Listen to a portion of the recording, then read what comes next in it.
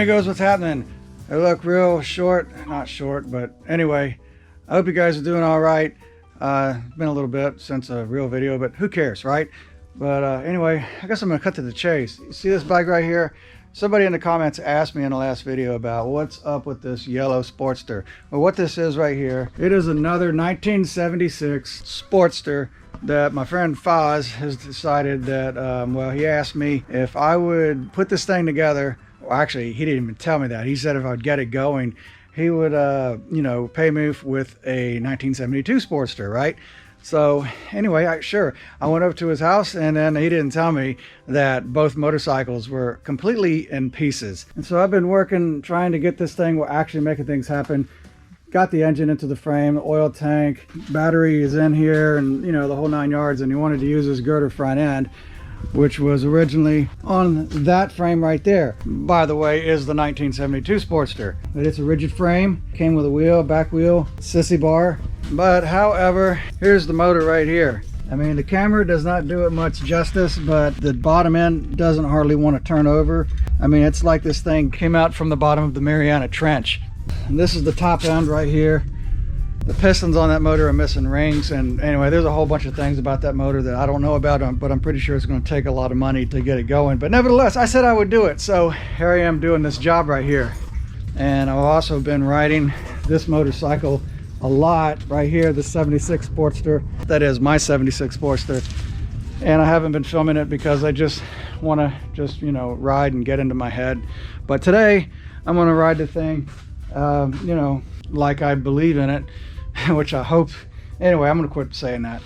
I'm going to ride this thing over to Slidell, Louisiana, you know, which is about 40 miles from here. Give or take, the route I'm going to take might be about 50 miles. It might be a 100-mile round trip, I'm not sure. But we're going to take a ride on this bike right here. And I figured I'd just take you guys with me because I need to go talk to Fozzie anyway, because he works over at Mike Bruno's, and see what he wants to do about the whole front end issue. All right, so without any yabber-jawing anymore, see you guys on the road, I guess. Okay, I don't know if you guys know, but just a few days ago, it snowed here like it never does. I mean, look, we got a little bit of slush still left over here, and there's a little bit of slush over here. But as you guys saw in the last video, I tried to attempt to ride this thing across the yard to a great futile attempt. In fact, I don't think I have any gas in this thing. So I gotta turn this thing over, get some gas into the carburetor. Hopefully there's enough fuel to get to the gas station. Richner, key on, get some gas here, see what happens. You can do it, you can do it. No, come on. Oh, come on, you can do it. All right.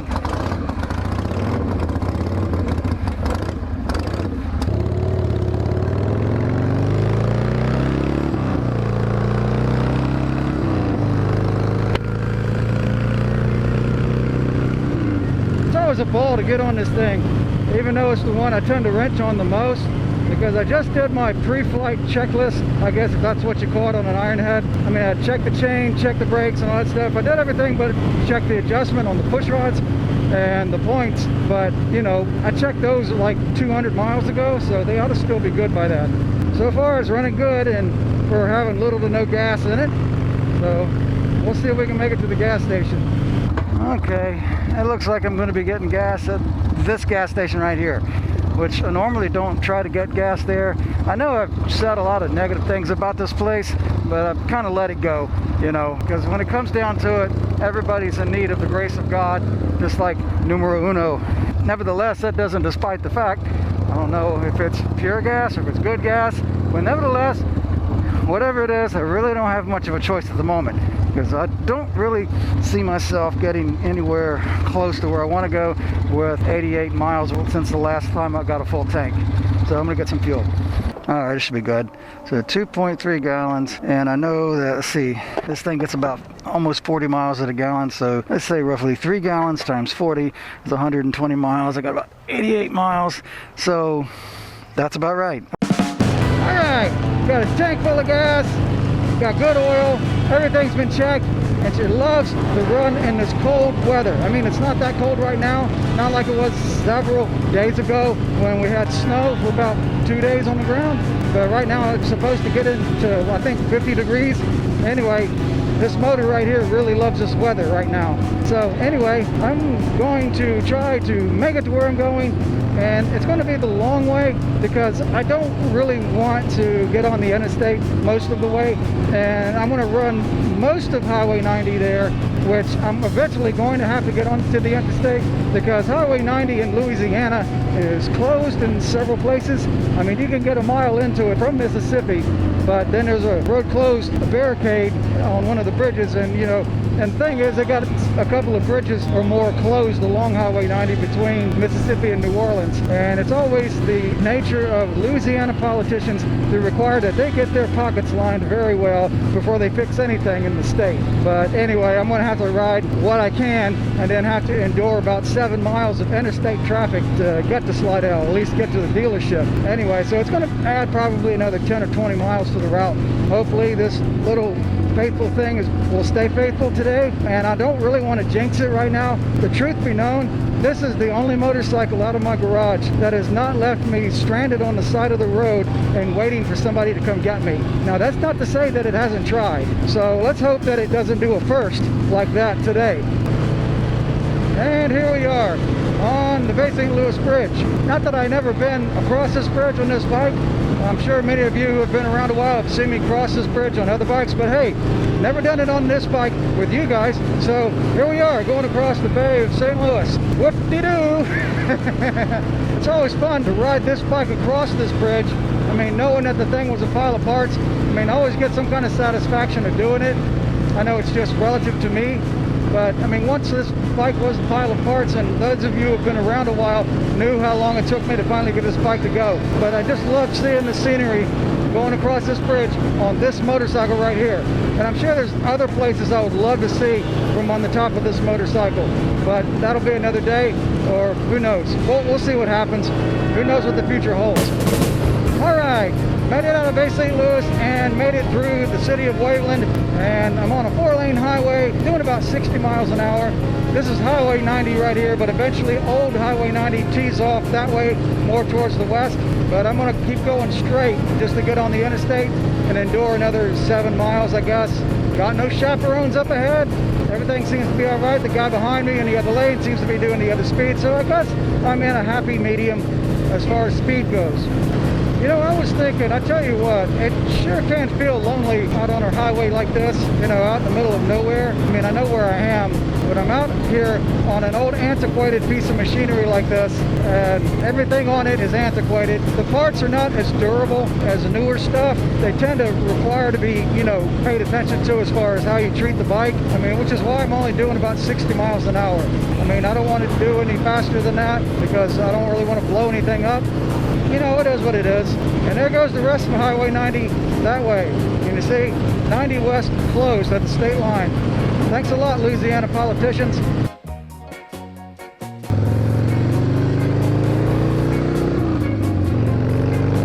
There we go. Put into warp speed in 4th gear. Yeah, right. And here we are. You know, like I said, it's not that I feel like I have to do 70. I mean, I'm going to do what I can do, or what I ought to do, which probably what I ought to do is not get on the interstate with this thing. But nevertheless, it's the fact that everybody does the speed limit plus. And I really got to keep my head on a swivel. And here we are, crossing the state line. There's Louisiana right there, and Mississippi right there. Pretty cool, huh?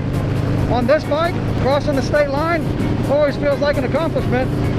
And there's the welcome sign. I don't know if you can read it from this camera. Welcome to Louisiana.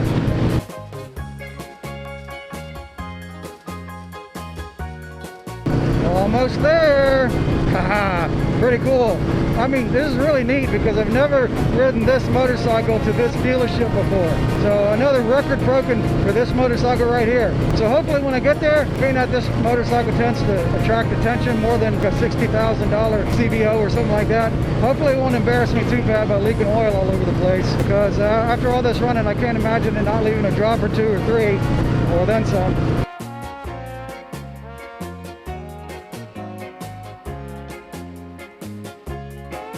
Way freaking cool.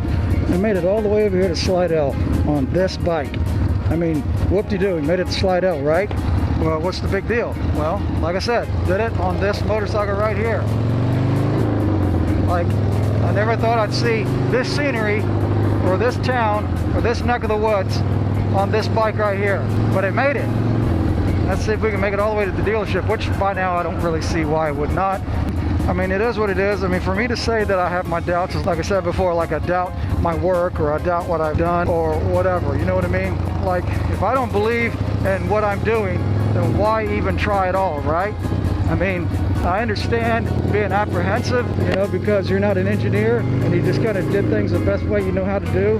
And then the thought of riding it to the moon and back or whatever is kind of scary, I guess, unless you just don't have much fear at all or any sense at all. I mean, I don't know how else to put it, but it's exciting though, to take a pile of parts and just ride it to places you normally wouldn't take it, like, oh, I don't know about riding this over there, or riding this here, or riding, you know, you get it? I mean, it is what it is.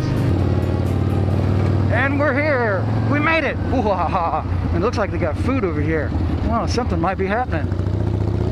I see people over there, so something's happening. Why not make a loop and call attention to myself, you know what I mean?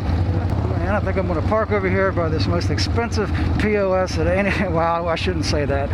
But, hey, it is my experience that wherever I go with this bike, I can park it next to pretty much any expensive $40,000 POS, or not POS, but you know what I mean. It tends to get more attention, even though this is quite the piece of junk compared to today's technology. But anyhow... Hey, thanks, man. What year is it? It was a 1976. Told you.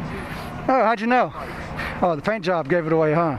I'm an old school guy. I like the old school. New stuff's all shift driven, not chain.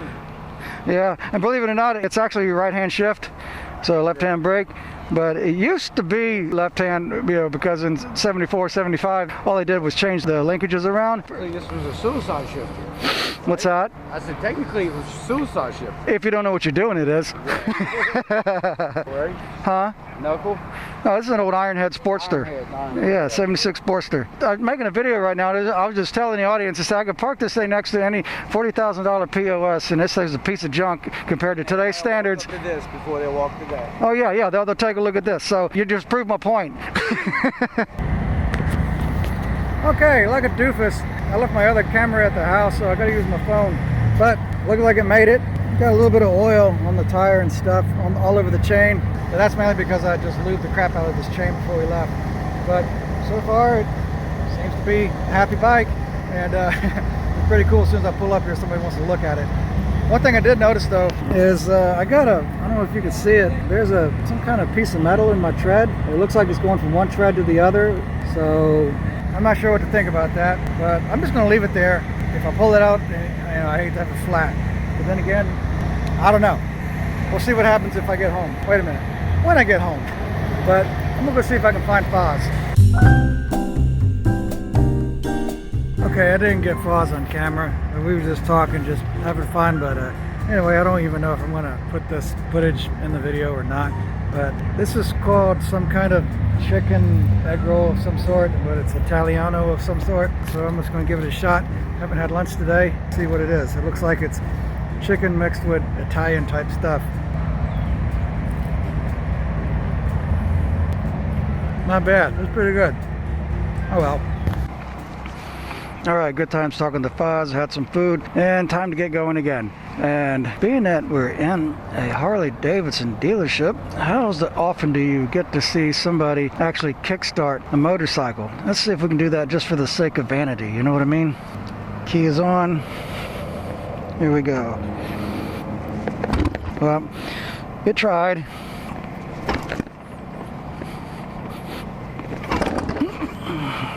And it's making a fool of me. Oh well. There we go. I know we put on a show for this guy over here. Oh well, so much for vanity, but at least it got done, right? And it's on YouTube. How about that? Okay, back on the interstate, doing 60, 61 miles an hour. It seems like the traffic is somewhat behaved, even though they're blowing my doors off. They're just doing the speed limit plus. But the cool thing is that, you know, I don't have anybody behind me riding my tail end. Those that I do see behind me are keeping a distance, which I do appreciate that. The thing is, I don't really mind riding on the interstate doing 60, 61. The thing I mind is riding on the interstate doing 60, 61 and getting possibly run over, because there's a lot of people who don't really pay attention anymore. They're looking at their phones, or they're in a hurry or whatever. And, you know, I guess I kind of get it, because I'm guilty of looking at my phone every once in a while.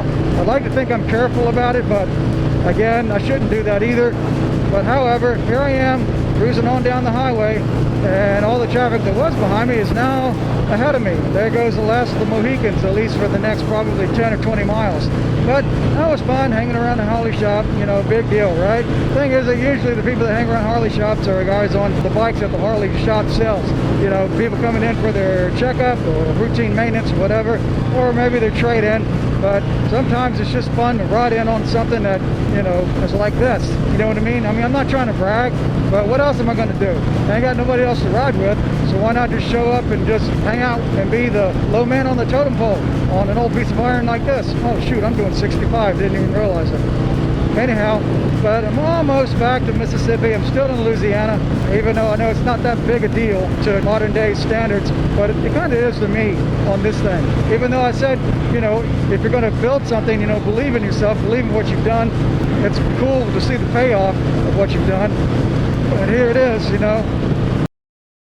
Okay, amigos, it's now a few days later, because in the middle of talking to you, which, who knows, you probably was getting bored with a long motovlog, but anyway, it doesn't matter.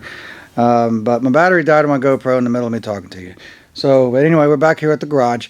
The Sportster did just fine, made it home just fine, and I got some plans for this thing, and, well, I'm going to tell you in just a second. Okay, how do I say this? There's not any other way to say this other than I'm going to do something that probably is unheard of, or at least attempt to do something that's unheard of and really very unpractical, which is I want to take a 1,200 mile round trip on this bike right here. And so anyway, I plan to do that, Lord willing, you know, depending on a few things, like namely weather, or, you know, if I don't get sick or whatever. So far, this thing is running pretty well. It only leaks oil according to, you know, its own nature. That is, there's nothing wrong with it. It's just going to do what it's going to do. But anyway, yeah, I just feel like doing a trip on this bike right here, and I just wanted to do it for a few reasons, and one of them is, number one is I just want to do it. And why on this bike? Why not the shovelhead or the softail, the tramp or the bagger or whatever? Well, because Ironheads apparently have quite the stigmatic history, and people have asked, well, why are they so troublesome? Well, they're not troublesome. Their only trouble is the one who owns it. Now, that doesn't mean that I'm a pro or I'm perfect or whatever. I just want to see for my own satisfaction and my own curiosity, and maybe bring you guys along too, is this bike capable, you know, within means, within reason, you know, for what it is. So anyway, what I plan to do on this bike, since it seems to think it's an Evo, that's not to say it hasn't tried to leave me on the side of the road a few times.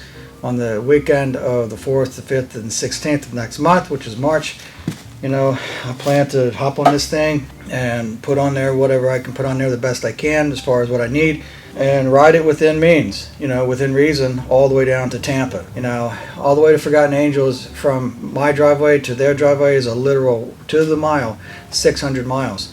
So I'm going to take my time with it. I'm not going to get on the interstate if I don't have to. And if I do, I'm not going to exceed what this bike is meant to do, you know, for what it is. I mean, it's not no 80 mile an hour motorcycle. You know, it seems to have a comfortable speed of right around 60 for a top speed, maybe 65. But I just got a tachometer put on here. I found this thing on eBay from a vendor called Dead Parts NC. It's used, it's made by Drag Specialties, and it was just too cool that I actually had a tachometer drive in a pile of parts that was sent to me by Josh Harris, which was JD and the Queens, which, God rest his soul, I wish he was still around to see this video to know that I'm actually putting this thing to use. If the missus, his missus, is seeing this, you know, I'm really glad to get that. So I'm able to run a tack on this thing. And anyway, oh yeah, here's one thing I did since I also got home, is that I took this seat off you know, this spring seat. I mean, it was okay. I took a seat that I had laying around here. It is a chopper style seat for a rigid frame, and I made a spring seat out of it. Pulled the foam in the cover back and drilled holes in the pan and welded some bolts in it, you know, that are facing downward, where I can attach the spring to the seat. And of course I got the springs bolted to the frame. And man, I was so surprised that when I took this thing for a test ride, rode it for about 40 miles round trip, and my butt wasn't feeling it and my back wasn't feeling it. So, I mean, and also I sit down lower in the bike, it's almost like I'm wearing a really comfortable shoe. So it's really cool. So this thing is really doable to attempt what I'm just talking about, what I want to do. But anyway, I just want to do that on this motorcycle right here. You know, number one, for my own curiosity, and I just want to, and also to show the world whether or not a bike like this can do it. You know, why not go to Texas when I go to anywhere else? Why go to Forgotten Angels again? Well, to be honest with you, I kind of like to go somewhere where I know everybody, you know, where I can say hi to everybody there, where I know most everybody that's going to be there. I mean, I think people are more important than events. And this is the one event that I know of that I've gone to several times where it's kind of like a family reunion. I'm going to film the thing, you know, no matter what, you know, good times or bad times. I'm hoping for good things, you know that. So anyway, if you guys love the Lord Jesus, be praying for me. Not that I'm trying to be pessimistic or whatever, but you know, I just don't know what's going to happen. I mean, I don't have a plan B. I hate plan Bs. I'd rather go with a plan A, even if it is a fail, because if your plan A crashes, then just pick up the pieces and make the best of it. But if you don't love the Lord Jesus, keep your fingers crossed, will you? So anyway, as always, guys, until then, you guys keep the rubber side down and be good to yourselves, all right? And thanks a lot.